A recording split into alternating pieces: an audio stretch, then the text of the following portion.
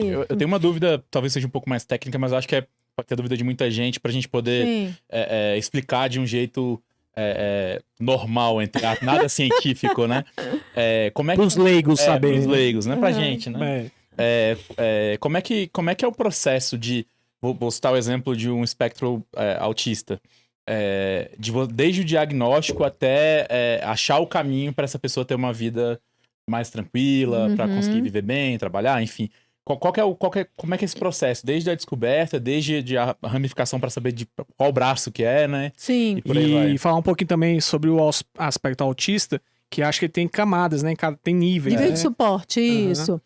Então, normalmente as observações, elas começam muito na infância, né? Então, como nós temos nível de suporte 1, nível de suporte 2, nível de suporte 3, então, por exemplo, o nível de suporte 1, ele é muito sutil.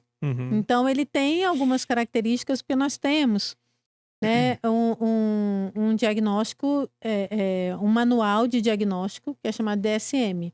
Então, ali nós temos critérios diagnósticos e características diagnósticas. Então, para ele ter um relatório, ter um laudo, né, de TEA, que é o transtorno do espectro autista, ele tem que estar inserido ali naqueles critérios. Quais seriam esses critérios? Então, por exemplo, é a parte toda de comunicação, né, socialização, né, então atraso na fala, transtorno no perfil sensorial. Então, são critérios que hoje, por isso que é espectro. Por que é o espectro? Ele é uma linha, né? Sim. Então, que ele tem ali várias características. Esses critérios, eles se ramificam.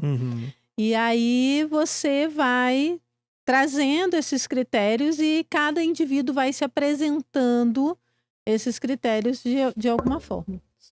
Então, por exemplo, socialização, né? Normalmente eles têm restrições. Eu odeio socializar, eu sou autista. Eu não gosto. Muita gente deve ter se perguntado, né? Mas é isso. Eu Assim, gosto muito de socializar com pessoas. E não pode vir, não pode... Estou aqui obrigado, gente. Para de ser mentiroso. Tá tirando o olhar da causa. Não, mas é assim, é isso mesmo. Porque, por exemplo, todo mundo assim, olha, ele tem seletividade alimentar, então ele é autista. Não é. Tem que estar um conjunto, né, desses critérios. Não é só um fator, né? São vários fatores. Não. Então, tem que ter um conjunto desses critérios, né, somado a todas essas características histórico para um raciocínio clínico, né? Então, ele é feito normalmente hoje, né, uma avaliação neuropsicológica, né, normalmente interdisciplinar, com vários especialistas, psicóloga, psicopedagoga, fonoaudióloga e com o especialista médico, né? Então, feita essa avaliação e a observação, porque muitas vezes precisa de um tempo para se observar, para ser Um acompanhamento. acompanhado. E a partir dali, dessa avaliação, que é direcionado quais são os especialistas que há necessidade dele fazer terapia, né? Então, normalmente tem, né, a parte comportamental, né? Então, faz todo um acompanhamento de comportamento, acompanhamento dentro do processo de aprendizagem com o psicopedagogo, fonoaudiológico, que muitas vezes tem um atraso na fala ou tem na outra apraxia da fala, né? Dificuldade o contexto de falar, de né? fala, exatamente.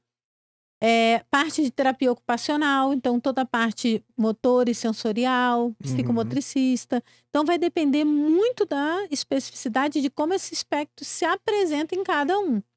Entendeu? Então, por isso que a gente fala assim, é uma avaliação que a gente não pode banalizar, né?